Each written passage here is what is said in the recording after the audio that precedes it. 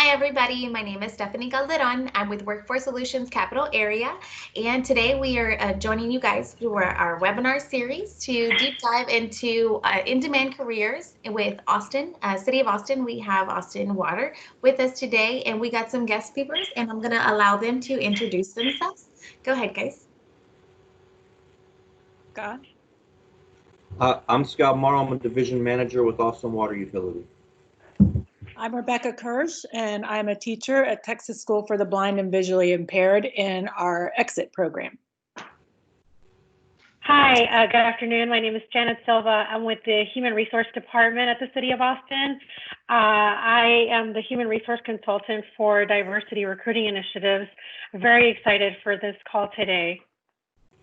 Awesome. Thank you guys so much for being here. We are actually going to allow Rebecca to interview Scott. She has a set of interview questions that she will begin with. Be sure to chat us in the chat box below, and we'll be able to answer all of the questions you guys have. Thank you. Okay. Hi, Scott. Nice to meet you. So the first question I have for you today is to please describe your typical work day and what your main responsibilities are. So I manage 130 employees who are responsible for the maintenance and repairs of all water pipes underground in the city of Austin, which is just shy of 4,000 miles. We have 90,000 water valves and 30,000 fire hydrants. I ensure all activities are being completed per guidelines and protocols. I ensure my division superintendents have the tools and personnel available to them to complete the task. I meet and coach with staff on a daily basis on all work-related activities, from field work to HRSD related action. I review hiring packets and recommend staff for promotions or personnel actions. And additionally, I manage and review the budget to ensure we have the appropriate funding allocated to complete all the tasks. Lastly, I sit on several committees to improve production and customer experience. Wow, that's a big job. Keep us busy. Yeah. I would say you're an essential employee, correct? How long have you been with Austin Water? So I've been with Austin Water this year marks 26 years. I started with the company when I was just at 19 years old. I was a field level worker and worked my way up the ranks. That's so awesome. I'd love to hear that. So did you need to have any additional training or education, or was on the job the way you learned everything? Well, I would say that, I think as a human, you need to, and to be successful in the workforce, I think you need to be a lifelong learner.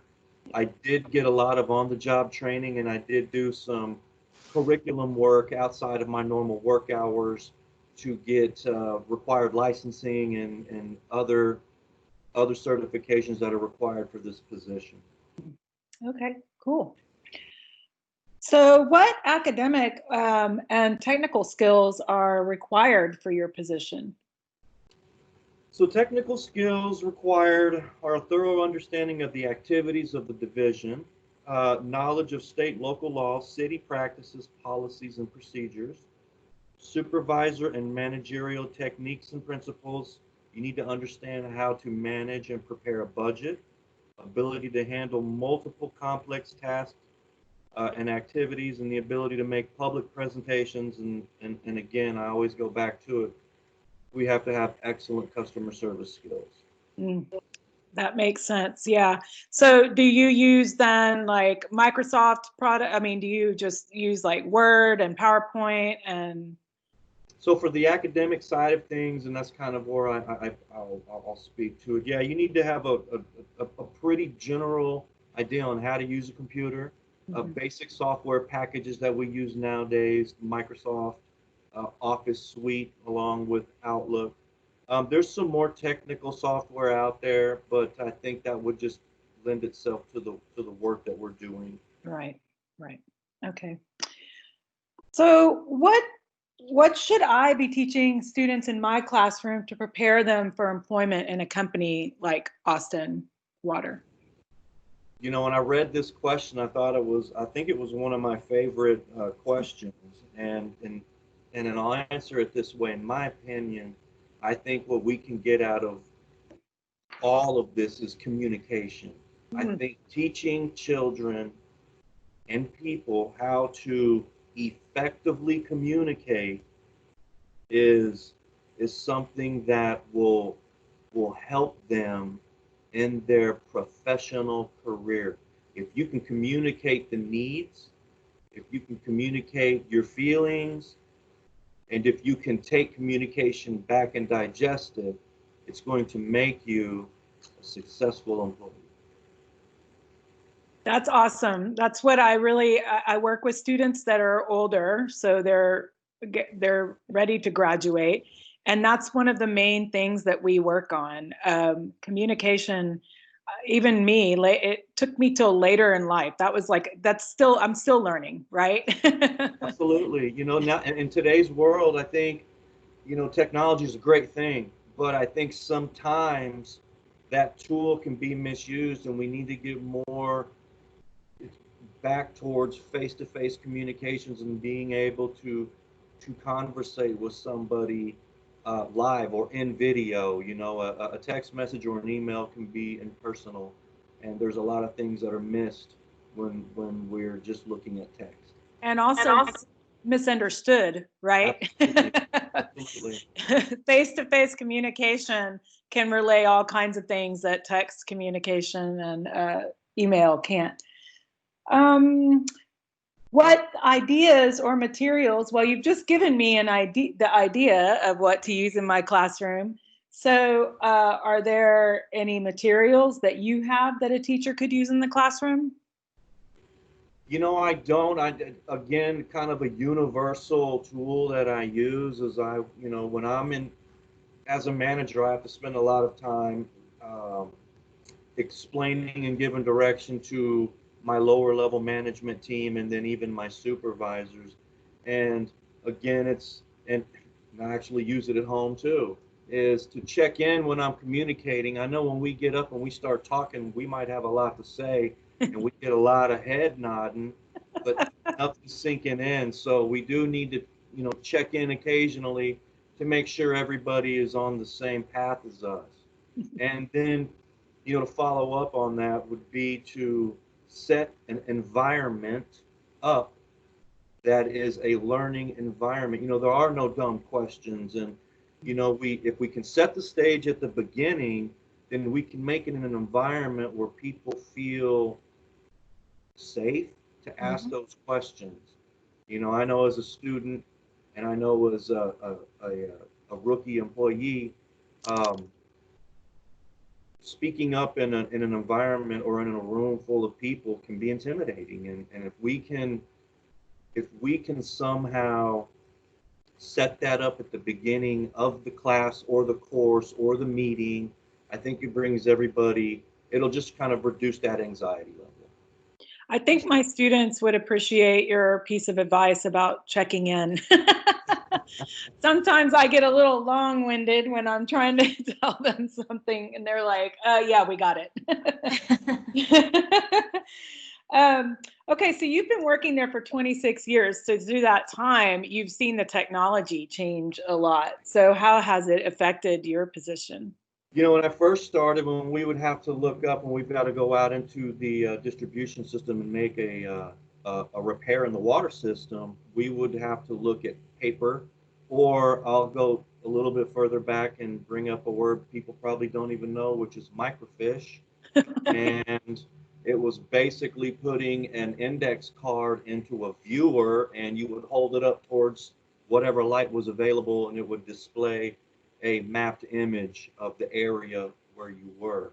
So if we fast forward to 2020, we now have GIS-based software. We're grabbing GPS coordinates on things, and you have to have a pretty robust software program to handle all of that data collection that goes on.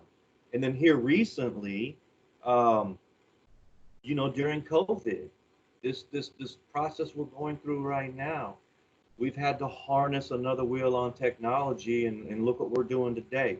Mhm. 3 months ago, this was available to us, but not a lot of people were meeting on a computer like this. So you know, technology by far is a major player in the workforce today, and it's improved efficiencies in my division and in my work groups. I have the ability to use the software available to me to create ad hoc reports so I can improve anything from asset management to customer satisfaction to getting into the weeds and trying to just find the small details in those jobs to where we can just improve some efficiencies.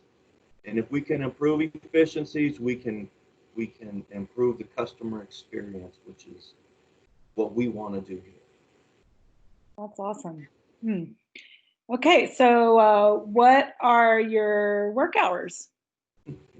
So on paper, Yeah. I'm a salaried employee, 80 hours a week, and my hours are between 7:30 to 4, 8 to 5. But the truth of the matter is, when I signed up for this position, I understood what my role was and the kind of manager that I am. Unless I am out of state or on a scheduled vacation, I'm available 24 hours a day. Wow. And it's important that the people that report to me understand that, because nobody wants to be, you know, out in the ocean without a safety net. You need to have that there. There's time, and you know what? 95% of the time, they're making the right decision. They just want that soundboard to make sure, and that builds confidence, and that improves the employees' trust in themselves to make those decisions. But we have to be available to be that soundboard for them, so that we can instill those values and let them know that they were doing the right thing. And you string a few of those together, and you've got yourself a pretty robust workforce. Yeah. What are positive aspects of your job? So when you work somewhere for 26 years, you get an opportunity to kind of see how things ran when you started and how they've run throughout your career. And what's unique to me is I had an ability to play in that movie, and then I now have the ability to produce and direct my own movie. So what I really like about this is being able to impart my vision onto my workforce and see the positive outcomes on the action plans derived from the data review and analysis that I use through my business intelligence tools.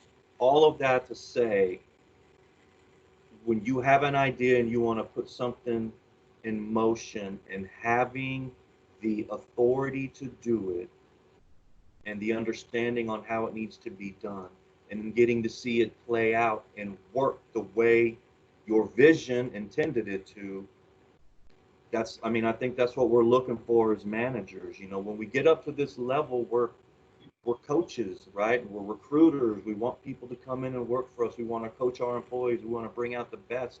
And most importantly for me, I want them to be better than I am. Mm-hmm. It sounds like you, my students are always asking me, like, why did I become a teacher? And then when they're thinking about their jobs and the things that they want to do, and I tell them I came to this late in life, but it makes me happy. I am happy doing this job. I don't care. I know I could make more money doing something else. That's not what I'm here for. And seeing my students succeed is definitely one of the most positive things you can feel in your life. And so you say that about your employees as well, and that's great. It's really neat to watch an employee, again, being somewhere so long. It's very unique and neat to watch an employee come in and have a hand in his career at ground level, and watch them walk the ladder up in management and become one of those key players in the forward progress of where we're going. And I've had 4 or 5 of those opportunities. Pretty much all the supervisors, and I've got about 13 that work for them under me. I had a hand in. That's great. Man, which is it's really neat. What advice would you give a student who is interested in working in your job or for Austin Water? Well, I'll just give global advice, and I think the global advice could work anywhere. And that's again to be a master in your communication skills. Be a master. Be a black belt. Be a sponge and soak up all the information available to you. It will become a tool for you during your career at some point. And be a lifelong learner so you can consistently improve your employment status. Don't shy away from learning a new task. Don't shy away from it. Don't be the one that says that's not my job. I don't get paid for that. Don't be that way. That's negative thinking, and negative thinking doesn't get you where you need to be. That's good. Well said. You've pretty much already answered the next question, 12. What do you recommend a teacher do to strengthen the relevance of school in the workplace? When you have students, we have students that ask us, why do I need to learn algebra? What am I ever going to use it for? Or, things like that. Why do I need to learn how to write effectively? Can you answer how algebra equates to your job? Well, on a day-to-day, algebra doesn't necessarily present itself to me in my daily functions. I know that math, writing skills, all of those things are, again, they all funnel up into being that perfect communicator. Mm-hmm. And you're only a good communicator if you understand what you're talking about. And and look at where we're at today. A lot of communication because of the COVID that's going on right now. A lot of written communication going on. Mm-hmm.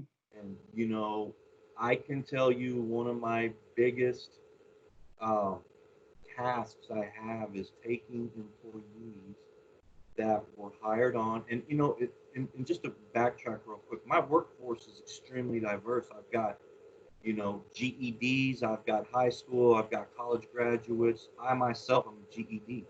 Mm-hmm. So I'm very diverse through all of that. But one of the bigger tasks we do when we're bringing people up through the ranks is teaching them the importance of professional writing. Mm.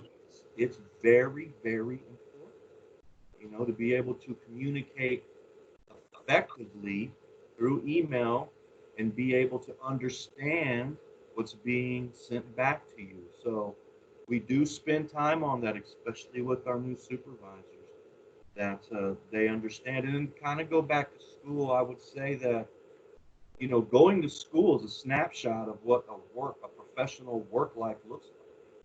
You've got a block of time. You've got to be somewhere. It may not be the most favorite thing on your list of things to do that day, but it's got to get done. Mm-hmm. And you need to put your best foot forward and be productive while you're at work, so that when you get off work, you can enjoy the things that having a job provides. Yeah. Wow. That's great. I always tell them, it teaches you problem solving skills too, like whether you're going to solve a problem in algebra or a problem in life, the fact that you have to think through steps, Absolutely. Absolutely. So would you be willing to participate on an academic advisory board? So I would need to know a little bit more about that. What that looks like. I'd want to read the details on it and see, if it's something that, I don't want to just sit on a board if I don't add value. I won't sit here and say that my time is precious, but it can be spent doing other things too. So yeah, I'm not opposed to it, but I would definitely like to see, some more of the details about that. Okay. Would you be willing to speak to my class? Depends on the age group. I don't want to talk to a bunch of 5-year-olds because I don't think they'd retain it. Right. You know, if there's a general interest in that, or, you know, in my interview today, if you think, you know, I have, you know, maybe some added value to that, I'd take it into consideration. Okay. Uh, what about having a student job shadow you for a day? So this one, I struggled with this question, so I looked at it, and you know, the answer is no. But here's why. I don't think the position would be appropriate then for understanding the kind of work that we do. I'm like 4 or 5 levels reviewed from the actual work that goes on here, and what I do is boring, right? They probably would rather be out in the field with the crews digging up a fire hydrant and replacing it, or seeing that kind of work, I think would be more interesting to them than sitting and shadowing a gentleman who's responding to emails and things of that nature. Writing budgets and Right. all You know, reviewing reports, doing data analysis. I don't know that. I mean, that sure wouldn't fire me up. Now, getting out on a job site where we've got, you know, equipment, and we're digging holes in the ground, and we're making repairs and all of that thing, that is a sensory overload. And I think it would be something that they would actually enjoy seeing. Mhm. Okay. Yeah. I think I would agree with you on that one. And it gives them, and then to kind of close the loop on that, it gives them a a bird's eye view, or a POV, of what they could expect coming into this type of industry. So if you wanted to say you wanted to work for the water department, well, we need to bring you on out here and put you in a truck and get you out on a job and have you get down 8 foot in a trench under the street and cut some pipe and then put some pipe in the ground and then get out and then backfill that. And while we're doing all that, you know, try not to get hit by vehicles and all of those things, right? Yeah. So I think, you know, in order for you to become like a black belt in the industry that you're in, I think you do have to start off like a young, you know, grasshopper, and you need to learn kind of everything that's going on, and that right there is probably the best place. Okay. And the final question, would you be willing to mentor a student? And I'm curious about this question too.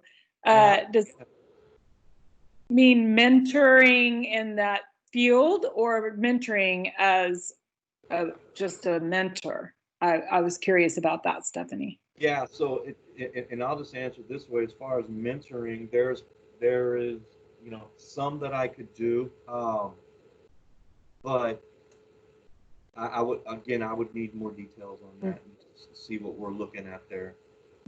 Yeah, so mainly with that question, we cover a lot of schools. We cover Austin ISD, we cover Del Valley ISD, Pflugerville ISD, Manor, and Elgin ISD. And with those schools, we've selected certain campuses in those districts that don't really have anybody in their family that is into, you know, a career field, or they're the first in their family to go to college or to even have an opportunity to get post-secondary education. So with that mentoring question, if it doesn't bring any relevance to your actual job, because you know you're surveying and you're hiring and you know you're responding to emails, whether it just be that type of advice and being that person that they may not have in their family network to give them that information, like, hey, I want to work for Austin Water, but I don't know what to do. If it's like 3 or 4 or 5 emails going back and forth with some direction, you provided that individual with so much more guidance than they probably would have known, instead of just getting there and getting rejected because they're like, I don't know which department I want to go to. I didn't realize you guys had more department. I thought it was just under one umbrella. So really just educating, but I could take your answer, and you know, if you wanted to learn more about that, we can kind of see. We just don't want to promise it to a student if it's completely off the table.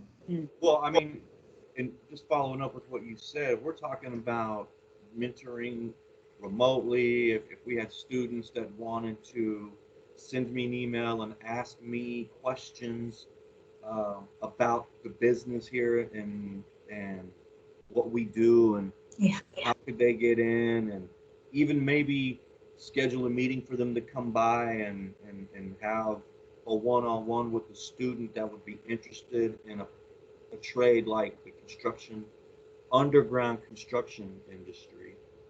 I would not be opposed to doing that. I will tell you that with all prospects that come through into my workforce, I have some that will reach out to me, and I don't have a problem sitting down and talking with anybody to give them eyes wide open Mhm. what they can expect, right? Because it's all um, good until we get into the work, and then once we finally see, oh, this is what I got to do every day. Maybe this isn't something I want to do. The honeymoon doesn't last very long, so it's Mhm. hard work. At the beginning. It's hard work. We're working in the elements. We're in the If it's raining, we're fixing the pipe in the rain. If it's snowing, if it's iced over, we come to work. If it's 110 degrees outside, we're working. Mhm. So there's a lot that we do, and a lot of it, 99% of it, is outdoors. Mhm. Yeah, so figuring out that type of student prior would probably be more helpful so that way we utilize your time for one-on-ones and such. And we can go back and forth and come up with those questions. Do you want to work outside? Do you like working with your hands? Do you have an interest in construction? Those types of things. Are you shy of hard work? Do you have ambition? I mean, these are really good questions, and this is the type of feedback that we wanted to record and put out there for our students so that way they can just say, well, it's not just my teacher who's telling me I have to have great communication. I have to know how to write and correspond through electronic emails and such, or be professional, or make sure that I don't use profanity when I'm speaking, to anybody at the workplace. So, and everything. So it's really good to hear you say those things. So thank you very much. Is there any other question that you might have wanted to ask that you didn't, Rebecca? No, I think I really enjoyed this. That Good. was very good information, and as many people as we can get in different industries, different types of jobs, to give that similar information about communication. It's Mhm. just so important. So, yeah. It's a I'll, big soft skill. Yes, huge. I'll end mine with this. I'm not. I didn't have an easy way of it. I'm a high school dropout. My first child was born when I was 16. Wow. So I knew very early on that I had to have a job that had benefits, right? That was very important to me. You don't get rich working at the city, but you got a good retirement and you've got benefits. And I can tell you right now, youngsters, we don't think about benefits. We don't think about retirement. We don't think about those things. And that's something that you need to put a little bit of thought behind, because it's very, very important Yeah. that you have medical coverage, Mhm. that you have dental, vision, you have those things available to you. Yes, that's the golden ticket. If you see that on your application, that it says that it includes those things, that is for Yeah. sure the one to go for, Yeah. because it's very expensive if your employer doesn't provide it for you and you have to pay out of pocket, especially visiting the clinics, and the ER is even worse. Might as well just chop off my arm because that's how much the bill's going to be. And us parents, we can only hold our kids on the insurance until they're 26. Yeah. Mhm. That's what we can do. And after that, we hopefully we've got something. Yes. Great. Well, thank you so much for this career video series and participating with us. I feel like not only did you give us an insight on Austin Water, but also kind of a life instruction one-on-one too. We got a little bit of that towards the end. So thank you so much for giving us your wide words. We are going to conclude this video. I will stop recording in a few, but I wanted to thank all the viewers out there for joining us for our career video series brought to you by Workforce Solutions Capital Area and the City of Austin. I wanted to thank you, Keith and Rebecca, for participating in this video and interviewing us. We appreciate your time and dedication. If you have any questions, please don't hesitate to email jessica.garay@wfscapitalarea.com or Leslie Puckett at wfscapitalarea.com. I'm Stephanie Calderon, and I thank you so much for viewing with us.